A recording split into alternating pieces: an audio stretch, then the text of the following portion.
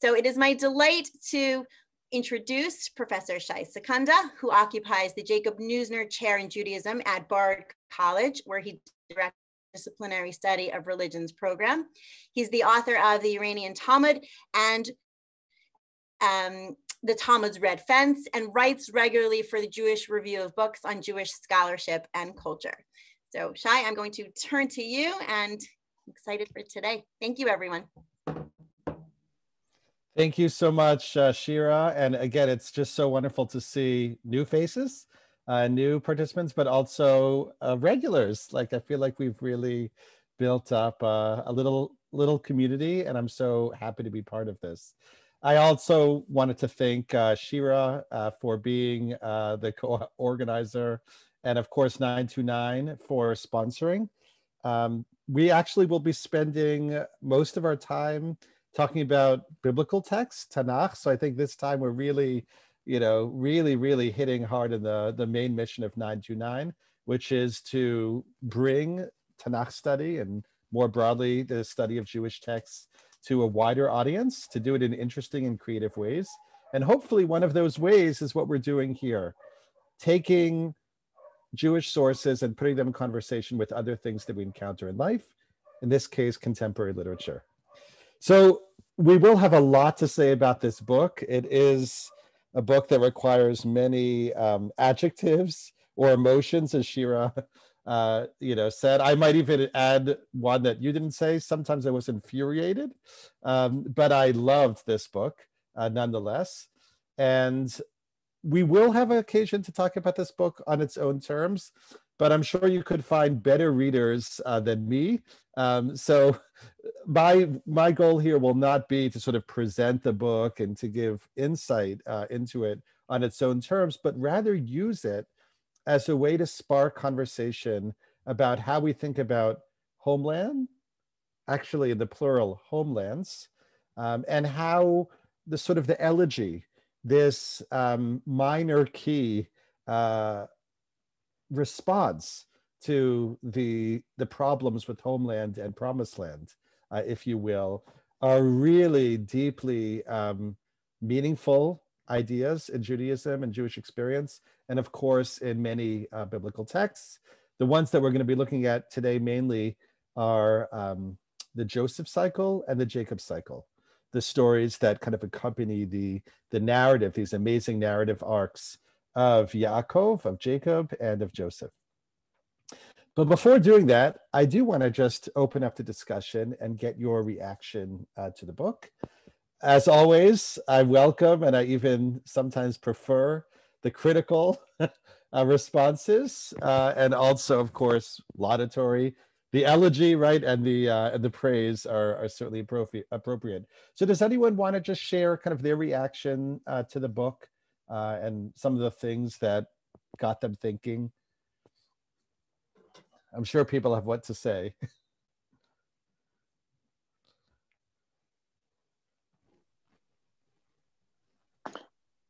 I could say something, first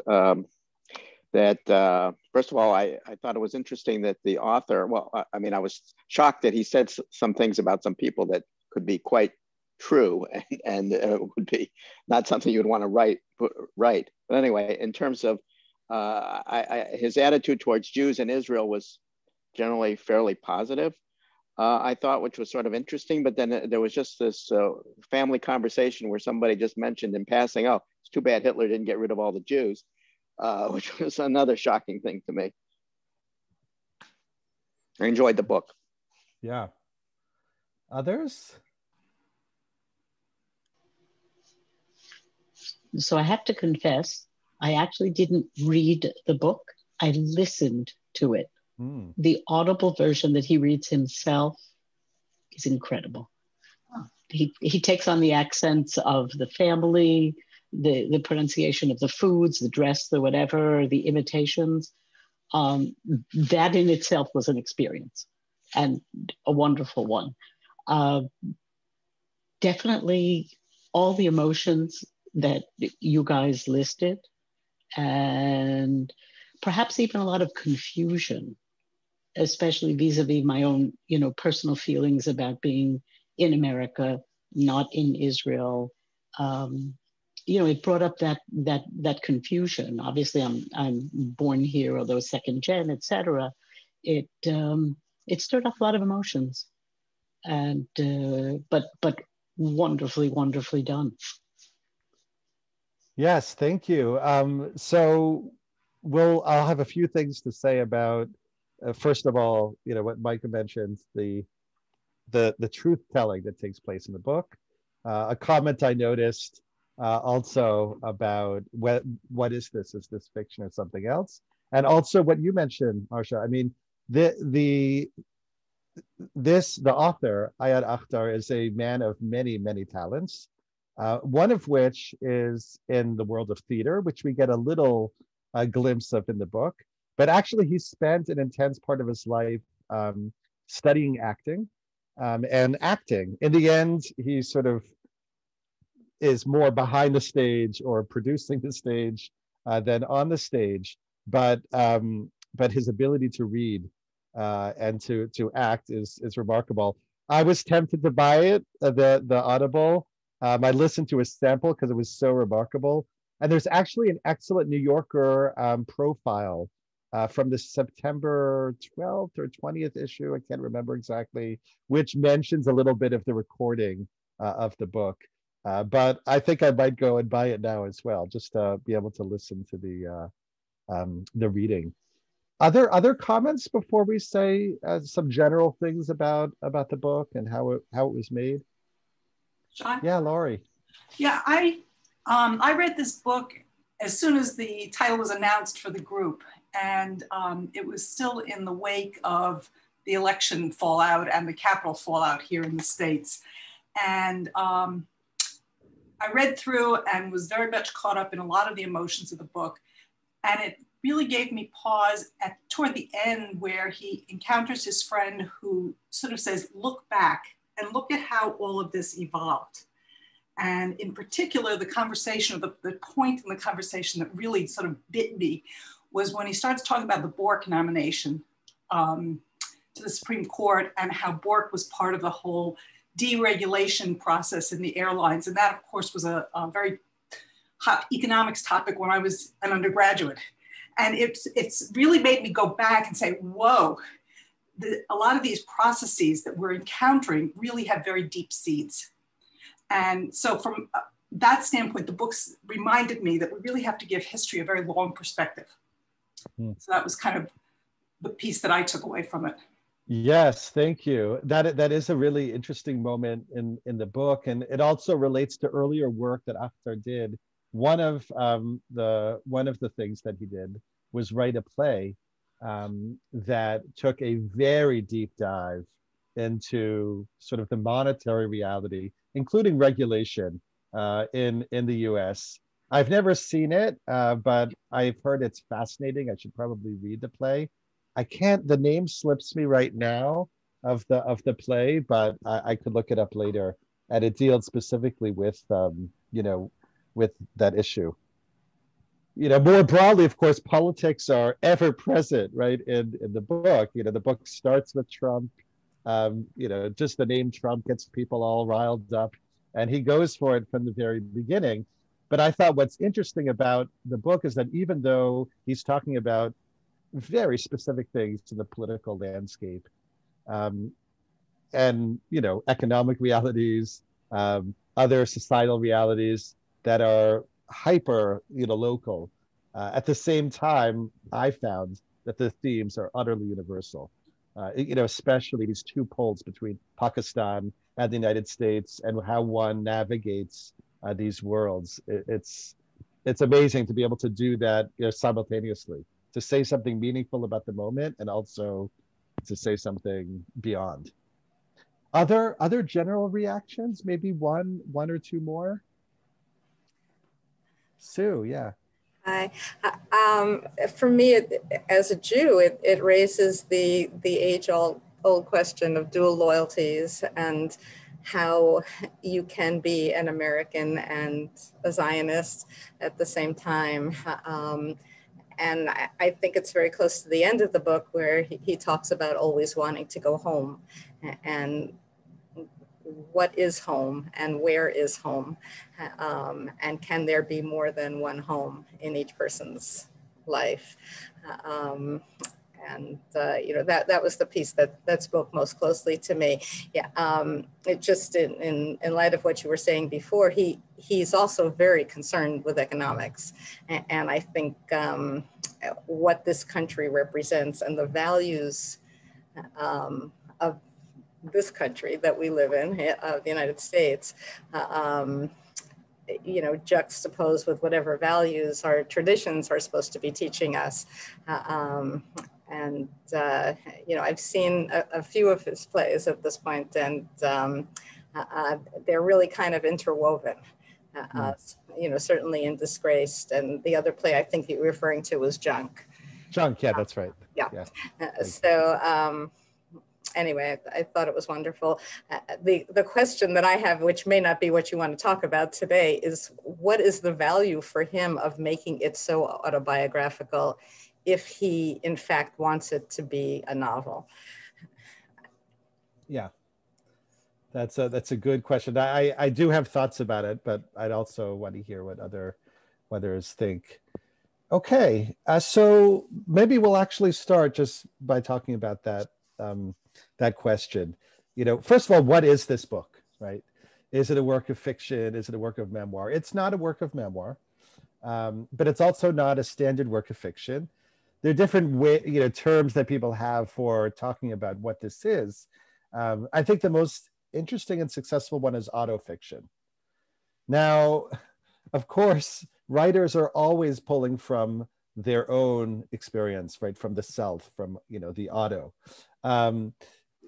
So in a sense, that's nothing new. But autofiction is a way to sort of not really avoid the pitfalls of fiction and memoir, but actually to experience the pitfalls, but also the benefits of these two poles simultaneously, right? If one writes memoir, and we know there have been quite a few controversies about this in recent years, then there is an expectation to retain veracity, to tell the truth. And if one doesn't tell the truth, there's a problem, right? Because you're presenting this as memoir. Yes, there are facts filtered through feelings, right? Facts filtered through memory, but nevertheless, there has to be an attempt to tell the truth. Right? On the other hand, right, fiction, standard fiction, plays this game that you're not telling the truth at all, right? You're not telling, in the sense of you're not telling a story that happened in real life, right? Often these books begin with disclaimers. Any seeming connection between characters in real life is coincidental. And fiction is a fiction because, again, authors are always pulling from their own lives. Shira actually sent me a wonderful essay by Nicole Krauss, whom we've read in this forum, talking about this problem in terms of discussions that she had with the late writer Philip Roth, and sort of this is a problem, but an interesting problem, right? Now, Krauss herself, her as we've discussed here, is one of many authors who writes fiction that clearly is closely connected with many aspects of their lives. We've also read Shai in a form of this forum when it was live a couple of years ago. Agnon also often sort of the narrator is he is the author, but he's not the author. He's just a literary device. But of course, he's pulling very, very closely from his actual personal experience. What's great about autofiction, right? I think, in a way, is that hopefully we won't get too caught up with what's true and what's not true, right? All of these outrageous events, did they really happen? Now, normally, we spoke about this when we read Krauss's recent collection. We really want to know, right? Well, how is she doing now that she's, no longer in a relationship, right? Now, these are fun questions to have, but they are petty, right? If we're really sort of trying to get, to gesture towards the heights of literature and meaning. The autofiction says, yeah, fine, this is real. Don't get bogged up by that question. It's also not real in the sense that you can't catch me if something's not true. I'm going to tell a story that is so true, that is so comes from my personal experience, that, you know, it'll be even beyond the details, right? Even beyond the nitty gritty, I have something important to say. So it's an interesting way of sort of moving between fiction and memoir. And there's a lot more to say about it. But maybe for the time being, we'll sort of leave that question aside. What exactly happened? What didn't happen? What does autofiction mean? And think about, right, the themes. Right? So what are the broader themes here? Right? What are the driving forces of this book besides the characters who are humongous? Right? Be it Trump, his father, his mother, and all of the other, I wouldn't even call them supporting actors because they're more than supporting. What are the kind of the bigger themes? What's driving? Why does he write this book? I mean, what do people think? I think it's about identity and trying to figure out who he is on many levels. One is he American? Is he Pakistani? Another is religion. And third is the role of family. So it's very complex with everything overlapping. And then he has the overlay of the career that he wants to do, which is so outside the norm of the doctor and the professional that his family moved to the United States for. So there are many, many different stories going on. Yes, so I mean, those are the really three important, you know, registers here. There's the identity, there's religion, which of course is tied up in identity, and then there's the question of family and, right, how these overlapping registers work. Yes, Mom, if I could call you by the name that I know you by. I think one of the other themes is you have your identity, and then there are other people who see you as something else, who don't see you as an American. And I think I'm not, you know, at the very end of the book, I mean, he makes a statement about how he feels, but from most public encounters, he's reminded that he somehow he's not American, whatever that is. And I think that was very difficult to accept. Yeah, thanks. So, right, so there's this, you know, even when thinking about identity, there's this interesting sort of fissure between the way he presents himself or even sees himself, and then the way he sees his identity, right?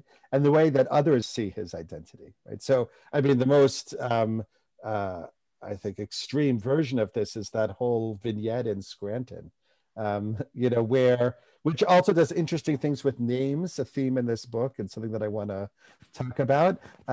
But also this encounter with a state trooper, you know, where are you really from? What are your origins? Right. On the one hand, we have this nice little chart at the beginning of the book that gives us a chronology of events. And we can say, oh yeah, I know who he is. He's an American. He was born in America. His parents are immigrants. They were born in, you know, in Pakistan. They meet in a certain place. But that's not enough, right? Those facts are insufficient in terms of both how he's seen, but also how he sees himself and how he's seen, right? And all of those complexities. Yeah, Sarah, I saw your hand was up. Oh, you're muted. I just wanted to just say it a little different way, the same thing, like not only talking about issues of his own identity as American or dual identity, but also what does it mean to be an American? Like, yeah. Thank you, Nancy. Yeah. I was struck with that issue when he was walking downtown on 9/11 and saw the long line around St. Vincent's and people were giving blood, and that seemed just a quick and honest response of something he could do. And yet he was then sort of thrust as the other and wasn't included or didn't feel included at all in being American and being responsive to what had just happened. Yeah, thanks. And I think what's so powerful about his work is that he's able to say things, willing to say things, I should say, that are utterly heretical for understandable readings in his community, both in the technical religious sense, right? He has this conversation with his aunt about the satanic verses and positioning what will become his work in relation to that, but also of course this line from the play, one of his plays attributed to his mother, about feelings about 9/11. The easiest thing would be to say, all Muslims felt exactly the same as all Muslims, right? Felt exactly the same as all I don't know, Midwestern white Americans on 9/11.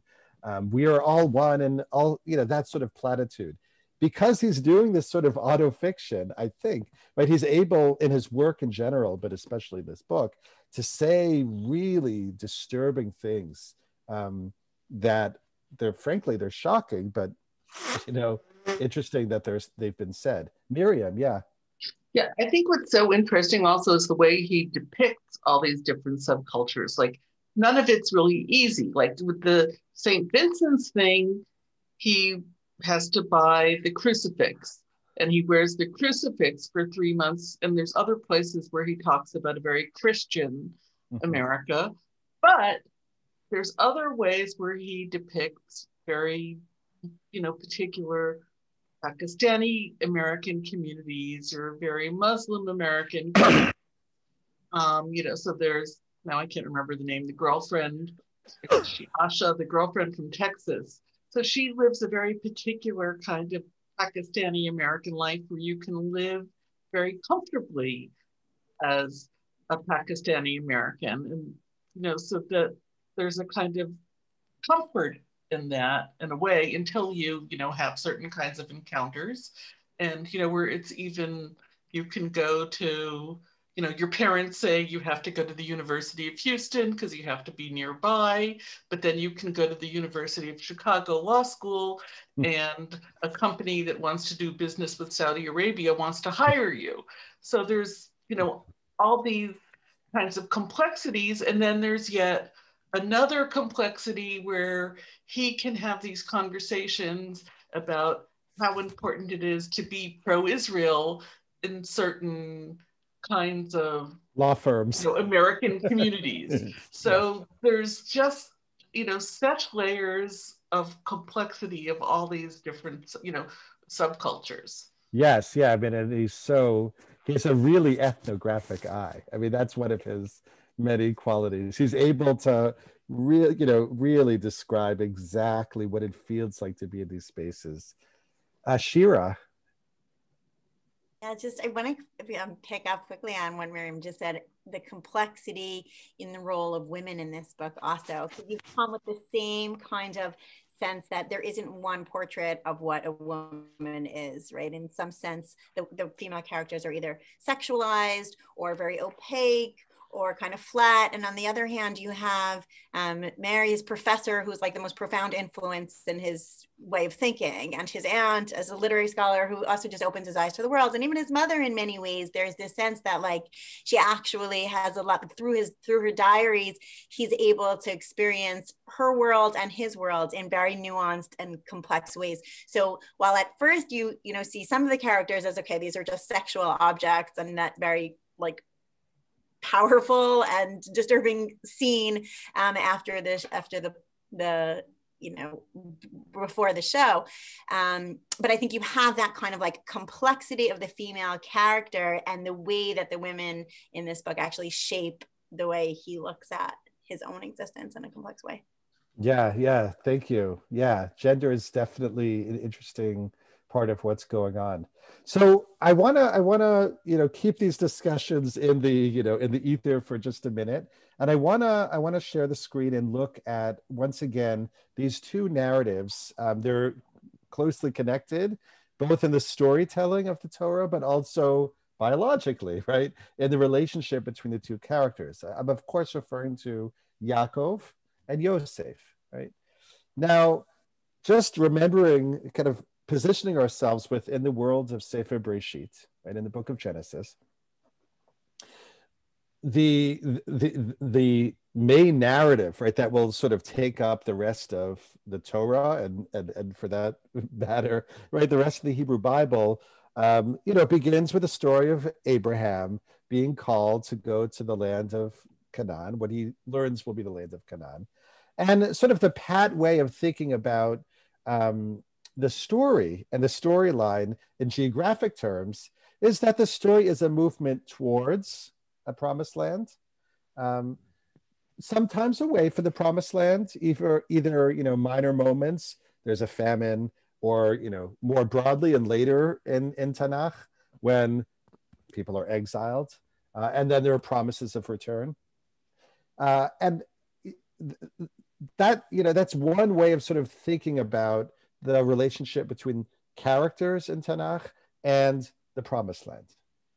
But when you actually look at the stories very carefully, there's an incredible amount of friction, ambivalence about thinking about sort of in geographic terms, homeland versus everything else, or promised land versus everything else. And one of the things that we see is a very interesting juxtaposition or contrast between homelands, that is where these people come from, right? Where they trace their lineage to, and the promised land, right? Which becomes Eretz Canaan, Eretz Yisrael ultimately. Right? This is not just the promised land. Let's go to the promised land. Oh, sometimes we have to leave. How unfortunate. Let's go back. But a much more complicated dynamic. I wouldn't even use the word dialectic because it's much more complicated than that. So let me show you a little bit of what I've been thinking in these terms. I'm going to share the screen. Hopefully you also have a copy of this. Can everybody see this text? Let me try to remove that so it's bigger. Okay. So let's take a look, first of all, relatively early in the story of Yaakov. Okay? Yaakov has just taken the blessing, received the blessing, depending on your perspective, the main blessing from his father Yitzchak. And his brother Esav is infuriated. And his mother, Rivka, who had orchestrated the receiving of the blessing, realizes that Yaakov's got to go for his safety, in order that she doesn't lose these two children on the same day because of a violent interaction. He has to go. Where does he go? He goes to Haran, or I should say back to Haran, right? She says, flee at once to Haran to my brother Lavan. The reason being that not only is it potentially a safe haven, but it's the place where ideally Yaakov will find, and in fact does find, a spouse or spouses. Right? She says, Rivka says to Yitzchak, I am disgusted with my life because of the Hittite women.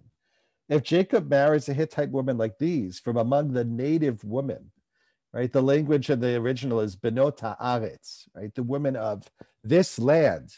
Which land is that? The promised land, Eretz Canaan, right? What good will life be to me?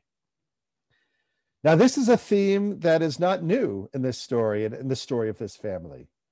Already, in fact, Yaakov is a product of the fact that his grandfather, Abraham, did not want his father, Yitzchak, to marry one of the locals.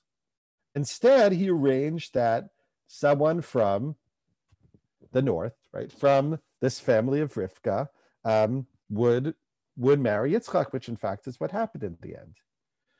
So there's an interesting, already in that, it seems like it's a minor point, but in that very issue, we already see the beginnings of a complicated relationship between the place that you come from, right, the homeland, and the place that you are in or are going to or dream of, the promised land. It's not just in the positive sense, unidirectional, monodirectional, right?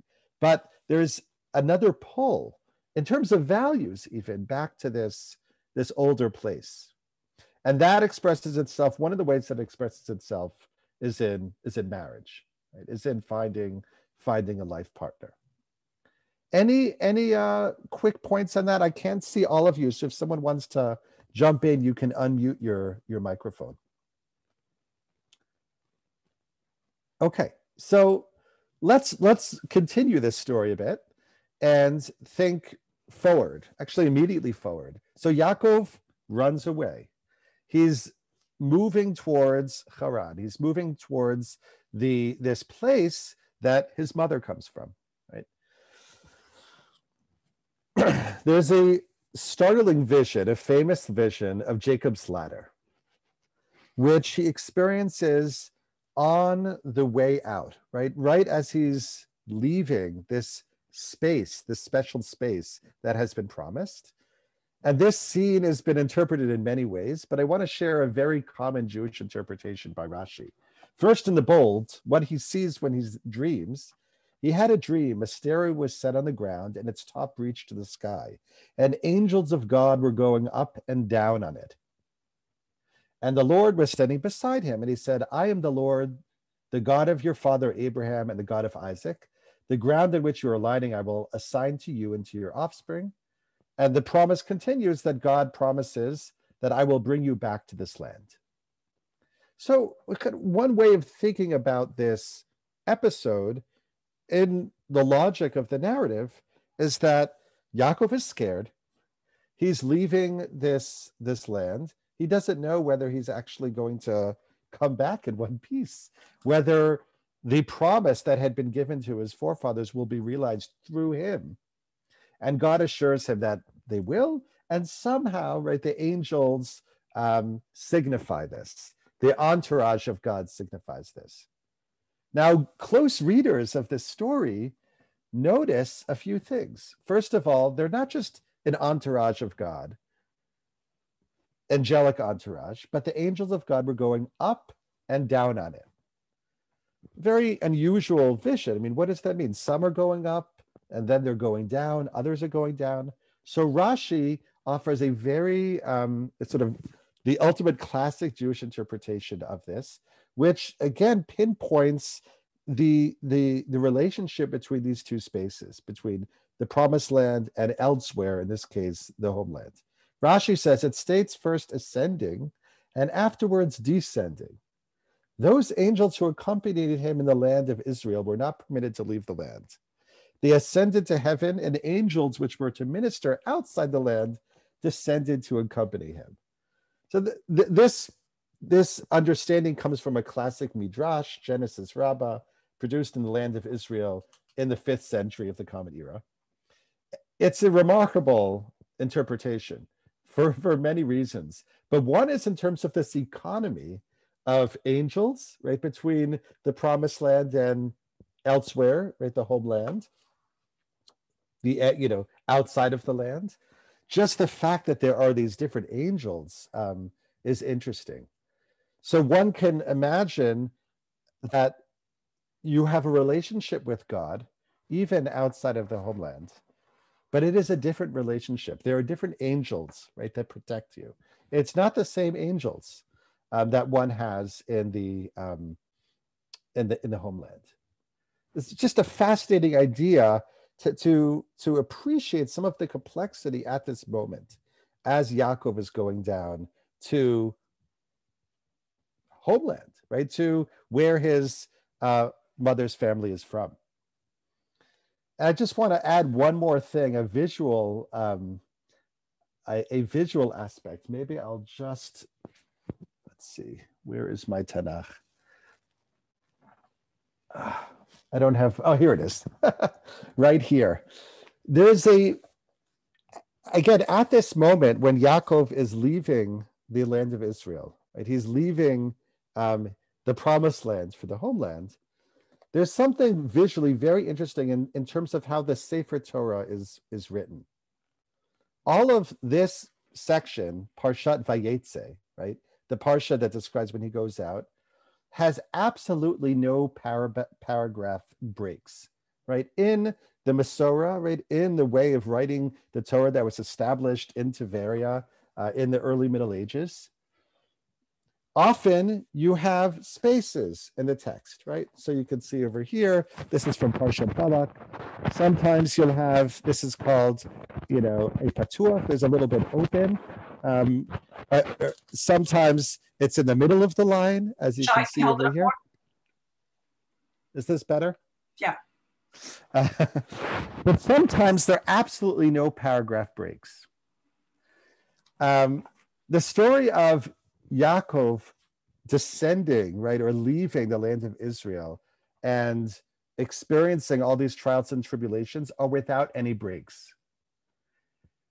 It's visually, I mean, even when you see it in the Sefer Torah, and I actually have begun to see it because my son has been practicing his bar mitzvah parsha, so from the tikkun I can see there are absolutely no spacing breaks, giving you the sense that when one leaves this space, when one leaves the space of, right, in this case, the promised land, you're in a long tunnel, right? That tunnel might lead to great things, might lead to a new family, but it is a long tunnel and something to think about. I just want to share a few more things, and then I'm going to stop the screen share so I could see everybody and get your reactions. So Yaakov is now in this place that was his mother's family. And things are difficult from the beginning, as we know. He's promised to marry Rachel, and there's a switch up, and he ends up with her sister. And even beyond that, I think what we might even call jokingly a sort of microaggression, that the little words, the little signals that Yaakov gets that he doesn't really belong are interesting and have to do with place, right? One of them is when Lavan explains why he gave Leah instead of Rachel at that first wedding. Lavan said, "It is not the practice in our place to marry off the younger before the older," right? That's not how we do it in our place, right? In the language of the Haggadah, you would say, he says our place to remove Yaakov from that. Even though Yaakov is with family, Yaakov is clearly marked as an outsider. You don't really understand how we do things here at home. So one of these interesting moments where Yaakov is had come there, not just to flee, but because this is where his family's from. These are his roots. He's going to have a spouse from here. But he's in this little microaggression. Lavan says, that's not how we do it in our place. Later, right, in the story, when Yaakov gets ready to leave, he has already internalized this. He says he's going to go back, give me leave to go back to my own homeland. The original, I think something got cut off, or the JPS doesn't capture the fullness here, is El Mikomi Ula Artsi. First of all, he uses that same word, makom, place, and to my land, where I really belong. So Yaakov is ready to go back to the promised land because he's figured out that that's where he really belongs. And similarly, he again refers to terms, an interesting term of moledet, the native land, again later in the narrative. So one would think that Yaakov has sort of solved this problem, right? He came from the promised land. He went to what he thought might be a kind of homeland, roots, family, and then he realizes through all kinds of trials and tribulations that that's not really his place. And yet, what do we find? And then with this, I'll sort of conclude this section. When he comes back to the promised land, life, needless to say, is not easy. But even in terms of his relationship with the promised land and the people who live in it, it's highly complicated. And in one of the most interesting and disturbing episodes in the entire Torah, his daughter Dinah leaves to go and see the daughters of the land, ends up being kidnapped and raped by Shechem. And ultimately, after a bloody battle and a recapturing of Dinah, it becomes very clear that it's not simply that these people are not circumcised that creates distance between Yaakov's family and the people of the land, the boys of the land, the daughters of the land. But there's some deep alienation that Yaakov's family feels, his sons in particular feel, between them and the promised land. Right? So we sort of moved back and forth between these two poles. We thought at certain moments that there would be a resolution, that Yaakov has figured out where he really belongs, where he is comfortable, and yet even in the promised land, there's an alienation. There's a problem between him and the people of the land. So let me stop the screen share before we go to Yosef and get some reactions. That's a lot of ground covered. So if people have reactions to that or other things that came up, I'd be thrilled to hear from you. Yeah, Amy. Thank you.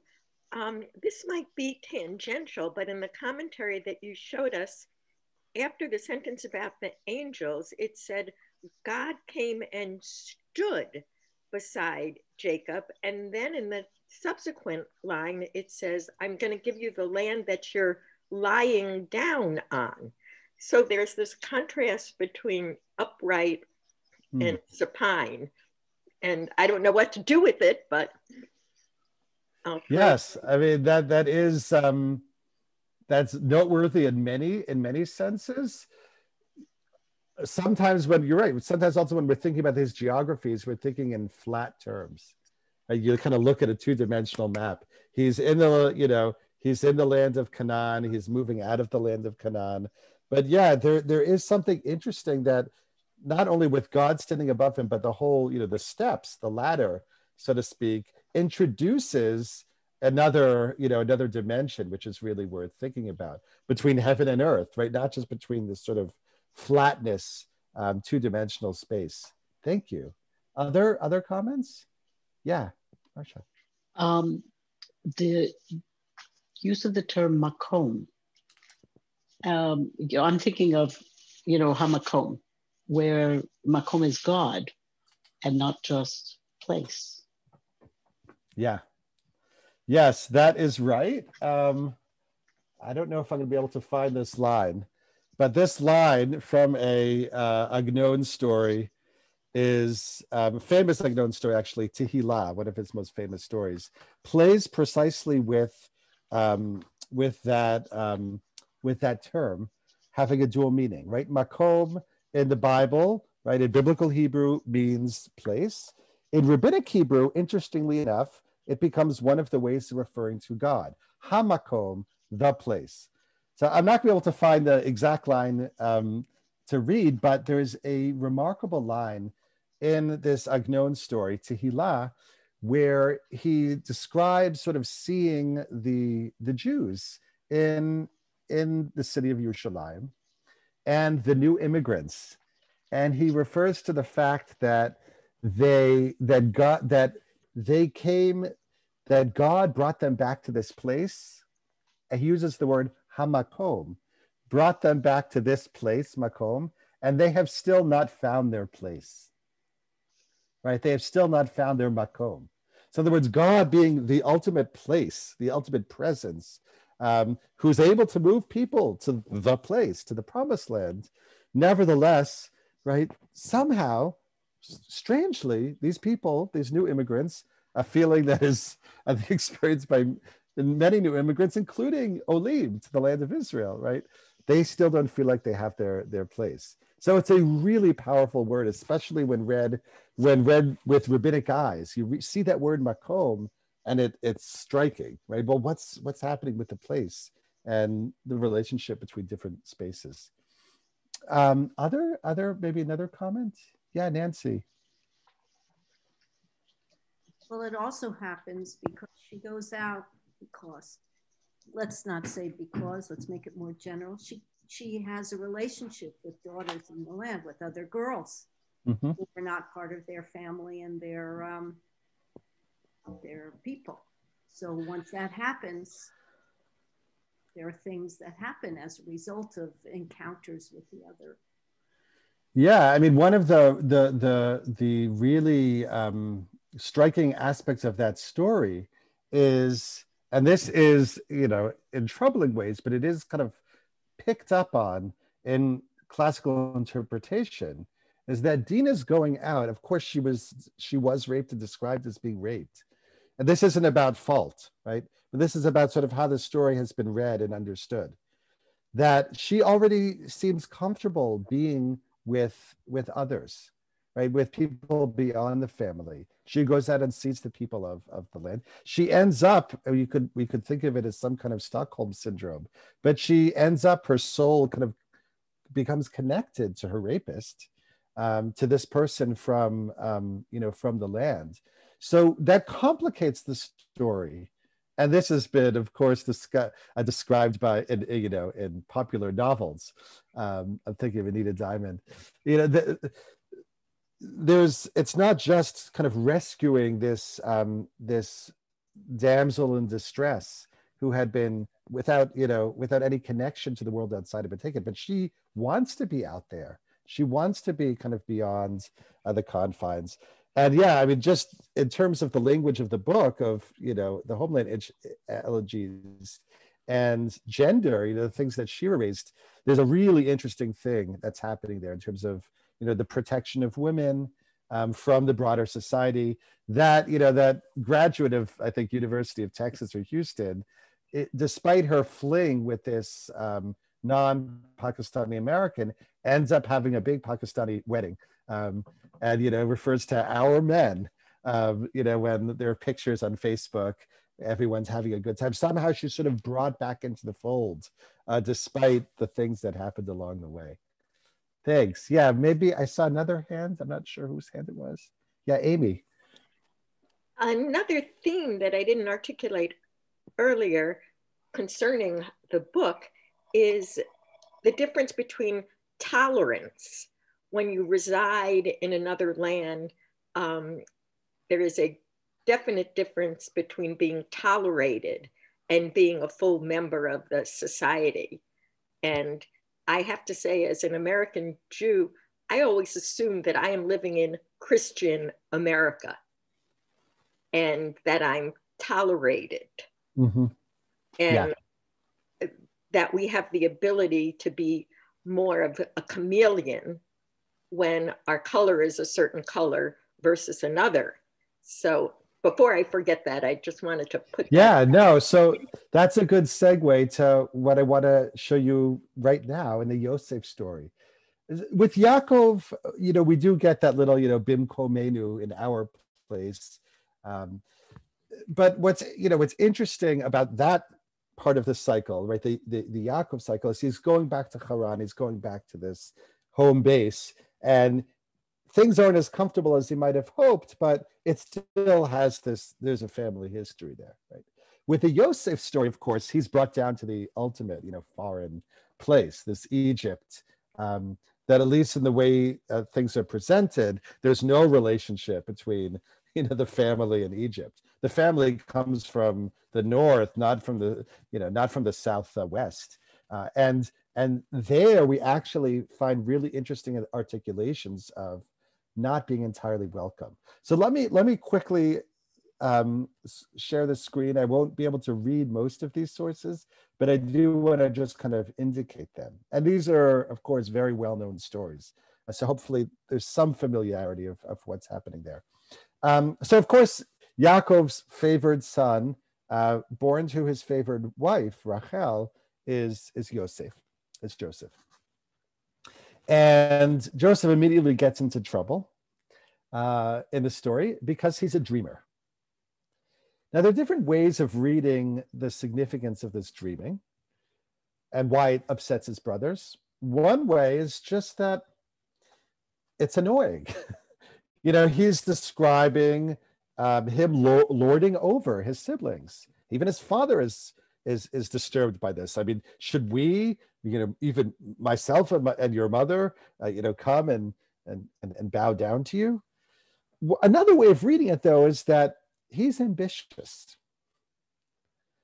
And it's the ambition, right, that really bothers the brothers. They don't like the fact that this young kid has these big dreams. And they end up almost murdering him, but in the end, selling him into slavery. Now that dream, right, and those dreams that he had, that ambition that he had, could not have been realized at home. His brothers squashed that ambition. His brothers violently squashed that ambition. It's only realized elsewhere.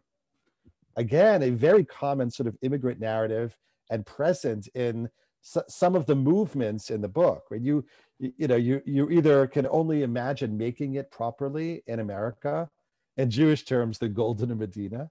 You're going to become a doctor and you're going to go to America, or even other moments in the book in the opposite direction. You get your MBA and you're going to go back to Pakistan to be successful. In this case, the sense is that you have to leave where you're from, where you're now from, the promised land, and go elsewhere, right? Go to the diaspora to realize your dreams. He didn't do that willingly, but that ultimately is what happens, right? Now, I'll come back to that in just a second, but he's sold into slavery. And there is the fascinating episode with Potiphar's wife that is, I think, the first one way of thinking about Yosef indifference. He's constantly called a Hebrew slave. So there's no passing, right? He's known as a Ivri, right? He's called this Ivri.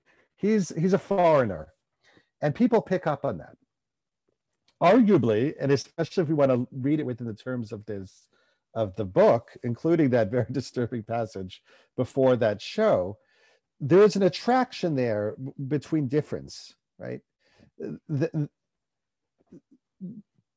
the end, when Joseph, right, what's the term, pushes off, the advances of Potiphar's wife, she uses this to further kind of turn the knife and say, look at this, decrepit person who's trying to seduce me or trying to rape me. But arguably, it's not just his good looks, but there is something about his difference that powers the story here. So she's attracted to Joseph. She's attracted to the fact that he's different. And then when he doesn't give in, so she refers to the fact that this Hebrew slave whom you brought into her house, right, came to me to dally with me. And then they refer again to the fact that he's a slave. He's thrown into jail, right, as we know. And even in jail, he succeeds. He's no longer in the with his brothers. They're not quashing his ambitions. And even in the jail setting, he's able to do well until ultimately, what's his real ticket?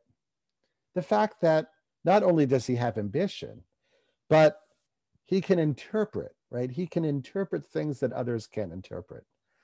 Without taking things too far, and not to turn everyone into an artist, Yosef is a bit of an artist, right? He's able to see things. He has an eye that others can't appreciate. When the two courtiers of Pharaoh get thrown into jail, and they are upset after having dreams, they can't make sense of them. They can't decode the dreams that they saw. They know the events that transpire in the dream, but they can't actually decode them. And only he has that ability to see, right? To interpret, to write, right, as it were, what's really happening. They also know that he's, a Hebrew youth. Perhaps it has to do with the fact that he is different, right? He's able to sort of stand outside of their language. And when they say things like bread was being, taken, or they refer to the dream, because he's different, because he's a Hebrew youth, he's able to perceive what's really going on. And actually, we find frequently, not always, right? Sometimes a culture will produce its own artists, and those seers and those interpreters emerge organically. But other times, it's actually specifically people who stand a bit outside. They're able to interpret or able to see things that others can't see. And that seems to be what a little bit of what's going on. He's different. The magicians of Pharaoh later, when Pharaoh is bothered by his dreams, the magicians can't interpret the dreams. They're too inside. It's only this Hebrew, right, this outsider who has a gift for interpretation. he's able to correctly interpret the dream. So in a way, his success, right, could not have taken place in the space of his original ambition, in the land of Canaan, where his brothers squashed it. It could only happen elsewhere, and his status as an outsider is really what made it work, right? That he was able to discern things that couldn't be seen. I see time is running, so I'll get comments about that in just a second, but I wanna highlight one of the most interesting and powerful moments in this narrative of Yosef. When Yosef is in exile, he has not seen his parents, his family in years, right? He is there are different levels of exile, right? Someone could be in exile from their family, from their friends, and at least they know that their friends are still around and their friends know that they're still around. That's one level of exile. Yosef has the ultimate level of exile because he assumes, right, arguably, because no one's come to look for him and there's been no contact, that who even knows, right, if his father's still alive? He's doubtful. Who even knows if his father thinks that he's still alive? He doesn't know. And there's an extremely powerful episode that has to do with the naming of his children. By the way, another theme of one of the sections of the book that we read has to do with the powers of names. Right? There's a group of names that Akhtar really skillfully explains how they work in Islamic tradition, beautifully actually, and the real world effects even of bearing these names. One relative, a girl named Aisha, ends up, because of this idea that Aisha, right, met her spouse, the prophet, as a 9-year-old, decides that the guy that she met, as a kid when she was 9, ultimately is the right one. So these names have real power over people. Look what Yosef does when he names his kids, and right, without even going to the fact of who he's married to, which is fascinating in and of itself. God has made me, he names his firstborn Menashe, right? Meaning, Ki nashani Elohim et kol amali vet kol beit avi. God has made me forget completely my hardship and my parental home, right? All my hardship, all my parental home in its entirety. Similarly, right, with the name of his other child, Yosef marks his success. He calls him Ephraim. Ki hifrani Elohim, he has made me fertile, right? Be'eretz oni, in the land of my affliction. There's so much to say about these two names, but one thing that struck me is, on the one hand, you think, okay, Joseph has found incredible success. He's the second, most powerful man in this land, outside of the promised land, in this new space. And he marks that by saying, God has made me forget completely my hardship in my parental home. But what's he doing by naming his child this? He's actually marking the fact that that parental home, that hardship, remains important for him. It actually reminds me of a text that we discussed when we read The Memory Monster about Amalek. Right? God says, do not forget Amalek. Erase Amalek. Do not forget Amalek. This kind of dynamic between you have to remember to forget is really present in the naming, especially of Yosef's firstborn, and also the experience of being someone who finds their success, realizes their ambition only beyond, right? Only beyond the place where they came from, only beyond the Eretz Canaan. I have a few other texts here, but I want to hear responses. I'll just refer to the fact that it's not just Eshet Potiphar who might be bothered by or attracted by Yosef's difference, but there's something interesting going on between the relationship between the Egyptians and the Hebrews, right?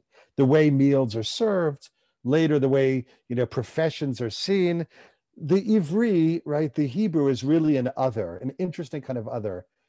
And depending on how you read that verse, in source number 9, even Yosef, having achieved this great success, he's served by himself, right? And them by themselves, and the Egyptians separately, right? So that's something I wanted to mention. Ultimately, I'll just put this out there. Joseph kind of plunders Egypt. There are different ways of reading that chapter, but in organizing and managing the famine in Egypt, he kind of plunders the common people. And there are different ways of thinking about what's happening there, right? In terms of, is he getting revenge? Is it just a bureaucratic way of doing things? There's something very powerful about that, that chapter. And then finally, the last thing that I just want to put out there, and then we'll continue our discussion, is that ultimately, unlike the narrator in Akhtar's book, these people want to go back home, right? In the last line of their life, right? Both Jacob and Joseph, is that it's very important for them to be buried in the homeland. There's a quote in the book that we read, right? Where yes, sort of, I have no other home, America's my home. These characters, right? These father figures, these forefathers of ours, no matter what happened in these other places, with all of the complications, the successes and the failures, they want to be buried. They want some kind of after experience in the homeland. So I know I put a lot on everybody's plate, but I'd love to hear both what people think about the book in terms of Joseph and Jacob, and even the kind of the specific things that happen there as well. Have I been missing also chats? I haven't been following. Yes, some. There have been a few. Okay. Not too many. No, everyone should kind of feel free to unmute and engage in the discussion now.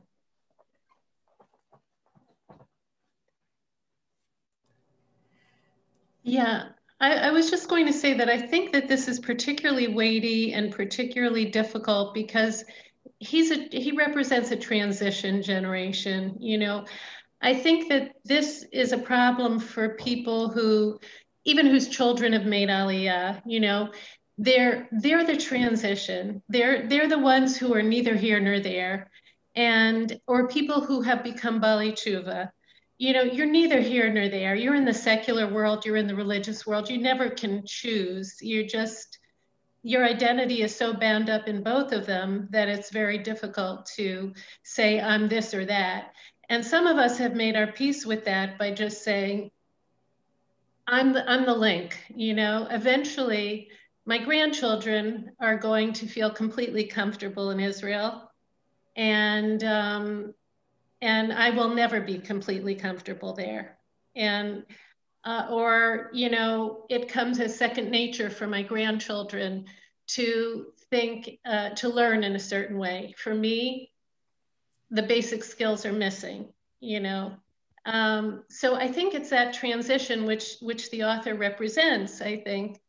And loyalty to one's parents, you know, you want to be, you know, I'm still your child. I may not live where you live anymore. I may not, you know, practice in the same way that you practiced, but there has to be somebody in between, and that generation is the in-between one. Yeah, that's a really powerful comment, and I think in a way a positive approach to sort of what's happening with that, you know, with the narrator. I think the novel though wonders whether that in fact will occur. I don't know if you know, if the happy ending is assured with Akhtar, and it certainly isn't assured, right, with Yosef. Again, depending on how we think about Yosef and his character, I mean, he's built this tremendous empire, right, in this new land, and it might not be the promised land of his forefathers, but that promise was made, you know, to Abraham, Isaac, and Jacob. It wasn't specifically made to Joseph. He makes his mark, and he's still sitting alone. He's still segregated, and ultimately his children are enslaved. In other words, there is, I also, you know, I'm an American living, you know, when I can in Israel. And I think very much about, you know, that example. And I was thinking about the example when I was reading the book about making Aliyah. But I think that's there, at least the hope and the sense is that within a generation or two, because they're in, you know, where they need to be, because they're going to be the majority in the majority culture, these people will be fully acculturated, right? Within a generation or two. I'm not sure it's going to happen, especially because of issues of color and race, but not only in Akhtar's case. And I think Yosef is an interesting test case, right? About what could really go wrong when you attempt, even after great success, to finding your place there. Yeah. Thank you for that, though. Sue? I think part of maybe the bottom line actually is that it's not static. Things are never either one or the other. We're all influenced by our past and our hopes for the future and the people we come in contact with. And, you know, maybe that's the image of the angels going up and down. You know, we're never just done cooking. You know, it's everything wrapped together. That's beautiful. Yeah, I mean, especially with the angels, you know, there's a phrase that Yechezkel, that Ezekiel uses in his vision of the, you know, divine chariot, that's become somewhat of a motto in Hasidic literature, which is that the angels were scurrying to and fro, Ritzov Shov, right? That dynamism, you know, when you're on and you're not on, right? Or when you feel part of the furniture and you feel different, that sort of interesting dynamic is a feature, I think, of these angelic images, that they're not stationary. There's constant motion, and wondering how that parallels Yaakov's experience of moving between spaces is really, really interesting. And all of us, right? You know, how we move between these different poles. Am I right that, I mean, just thinking about it now, I didn't think about it so much at the time, but that basically it's a pretty negative view about being an American, in the sense of feeling that he's part of America, in the sense that, first of all, I had this, you know, horrible 2 episodes, one with the 9/11, and then the even worse one with the state trooper, but also the end where his father, you know, at least in the novel, goes to Pakistan and, you know, wants to go back there. And that seemed like a very good thing for his father. And suggests that, you know, and then of course his completely negative view about I mean, it sounds a little interesting to experience, but about going around with the fancy cars and going to all these nightclubs and being part of the elite in New York. It you know, ultimately seemed very negative. So he seemed to have a negative view about being here and making it here. Yeah, and it's an elegy that there is that coda. I mean, where he does, like, the last pages, he realizes that his place, even if his father, you know, could find peace in Pakistan, and certainly his mother always wanted to be there, he can't, and that this is the only thing he's ever known. It ends on a minor key, but there is a little bit of a resolution. Like, yes, this is where he's going to live out his life. This is where he's going to have his family. Yeah, but you're right. I mean, it's certainly not a solution in the typical sense. Yeah, Miriam. Yeah, I think it's, you know, and in the context of Yaakov, it's so interesting because I didn't do a lot of searching about what really happened. You know, what's the real autobiography, but his real father died here. Yeah.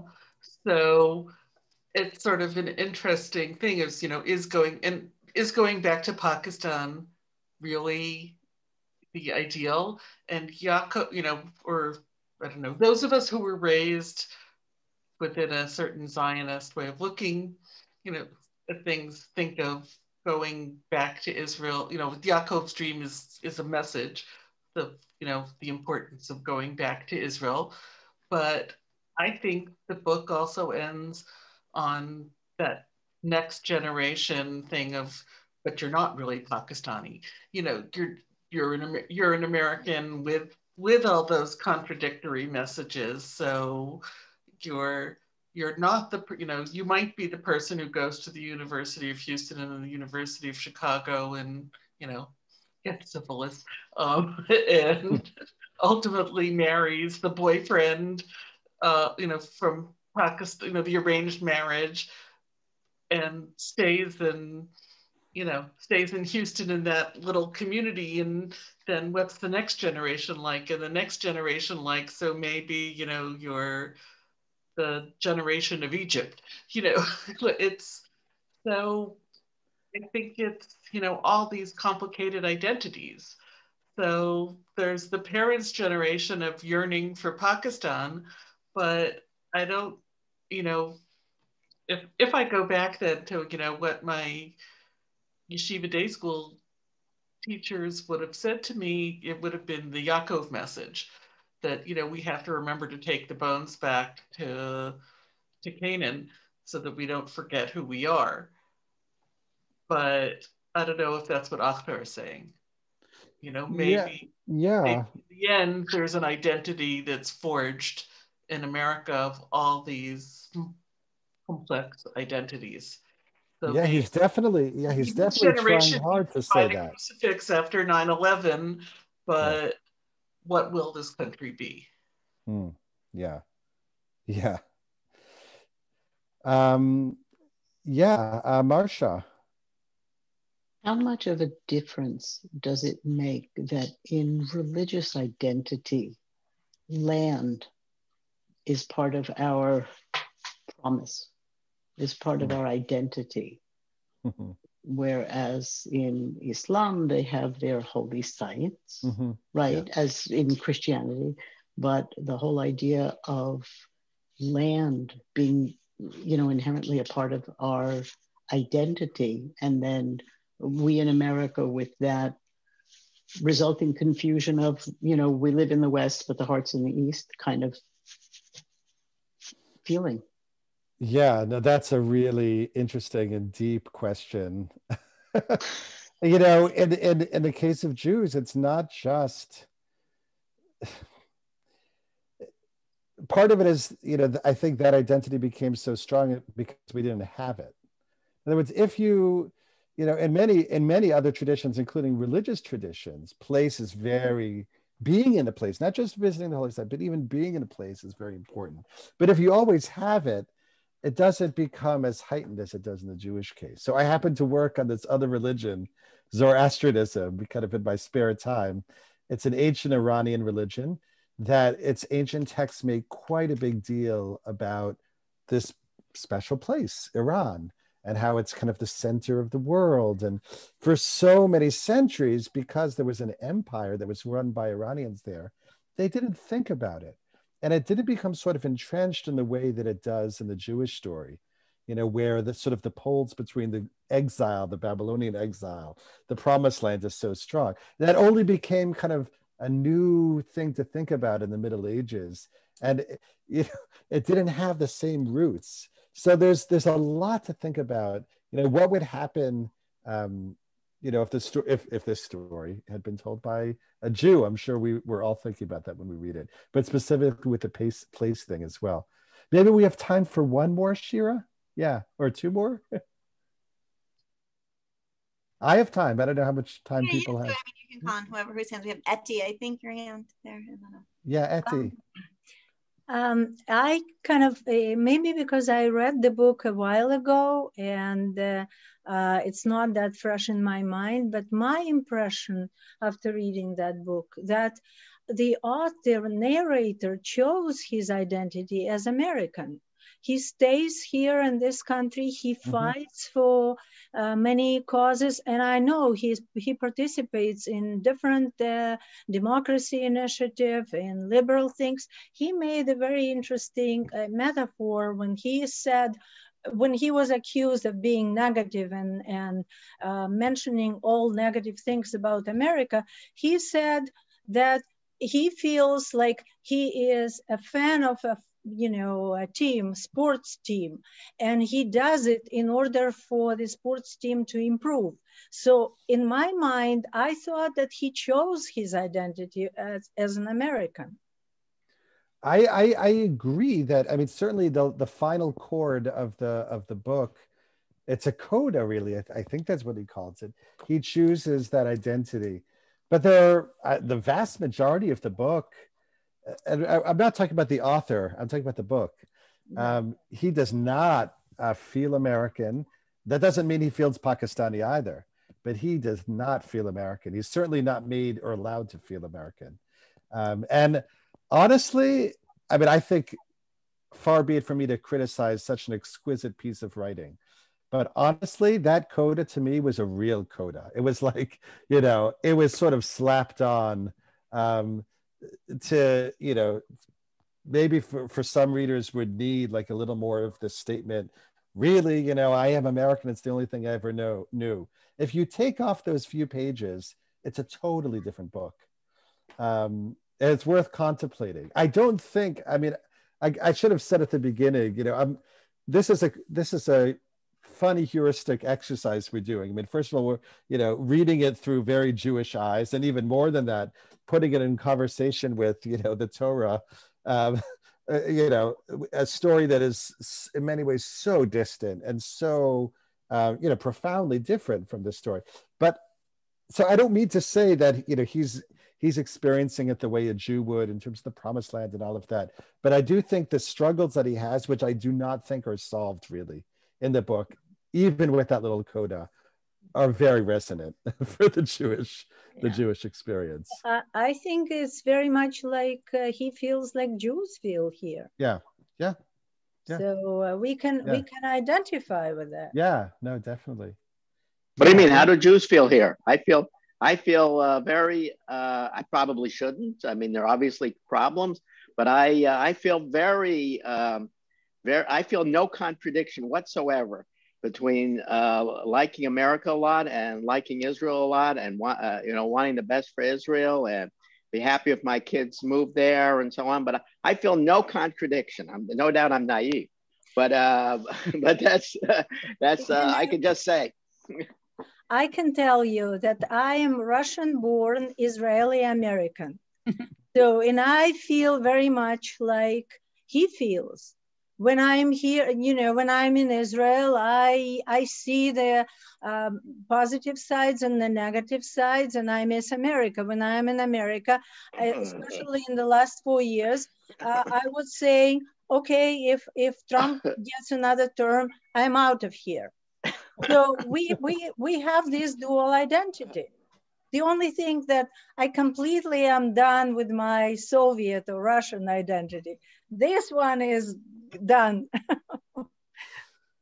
Okay, so maybe another, can I just jump in on 2 points unrelated, but one, Mike, I just want to address that because I was really struggling with this. I was talking about it with my teenage son, this point in particular, and I was trying to, identify or not identify with the character, and I said, so much of my comfort of walking around the streets as a Jew is the privilege of having white skin, right? So if I want to shed all other identity markers of being Jewish, I could walk around New York City and no one would know. They don't hear my name. Even when they hear my name, they think Shira, it's this interesting exotic name. So I think there is this piece there of, we just sort of need to own it. It makes me very uncomfortable, but there is this sense of he can't do that, right? And that's just something that's very resonant and real and raw right now. That's on one. And I do just want to make one very short point because I know other people want to speak about Yosef, the way the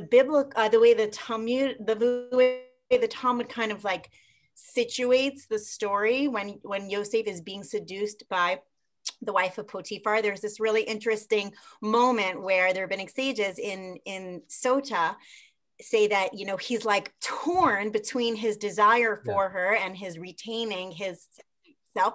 And he sees his father's image, right? He sees Diukno Shel Aviv, like his father's image in the window or in some kind of, right? And I think that's so powerful. However we understand that, there was no glass then, so it can't actually be a window, but whatever it is, right? But this sense of like, oh, that's the world outside that I came from, and I'm drawn from that. And that's what ultimately gets him not to succumb to the temptation and desire. It's that image of his father right in front of his eyes. And to me, when you bring, I think it was just so brilliant, like bringing in that scene and that chapter in Tanakh as part of, that's it, that's the struggle. I see my father and I can never like leave that, you know, community, that world. Yeah, thank you so much. I mean, that scene is already an intense scene in the biblical story, but the rabbis turned it into something remarkably powerful. Yeah, that word is actually dioknos leviv is icon, basically. It's the same word, you know, the Greek word, and it's, you know, it's the image, you know, that pulls them back. And the temptation is much realer in the rabbinic story. In the Bible, he's Yosef et Tzaddik, you know, even though that's a rabbinic term. He's untempted at all. The rabbis make the struggle much more powerful. So thanks for pointing that out. Yeah, Amy. Shira gives me the perfect segue. I think an important theme is a love story. And the various types of love at both the micro level and the macro level. And the dangers of unfulfilled love, Jacob's love of Rachel, the author's love for America, that's unfulfilled or unrequited. His mother's, when in much of the story, he goes into descriptions of the health of the love relationships. Yeah. And so I think love plays an important theme at both the human and the national. Yeah, thank you so much. Wonderful. Okay, so I want to thank everybody for a wonderful discussion of an amazing book. And I also want to thank all of you. It's so nice to see like regulars. It's also great to see new faces, but it's so nice to see like this coalesced group and looking for new people to join as well. So I hope we can see each other once again after Pesach. You know, what can I say? I just express my gratitude for that this forum exists and that, you know, we can learn together. So thanks so much. Stay well. Happy reading. Thank you, Shai. Thank you so much for facilitating, for enlightening, for illuminating, and thank you everyone for really being part of this community. Right? It really has. We have crafted a community, and I know there are people who couldn't make it today. They were texting and emailing as it can be recorded because we love being part of these discussions. So I really just want to offer gratitude to everybody for the sense of building the community and adding your insights. And we have not yet selected the next book, but if you have recommendations, you can email either one of us. And you know, stay tuned for the next Book Salon Beit Midrash event and other 929 events where we are using the biblical text as the springboard for all different kinds of conversations, and then reading back into the biblical text as we kind of, our world just expands and we anchor and hide into the text. So thank you everyone so much. Stay well, be healthy, have a Chag Kasher V'Sameach. I don't think we're going to be meeting before Pesach. So a healthy Pesach, and God willing, we'll be together soon. So we'll keep you posted.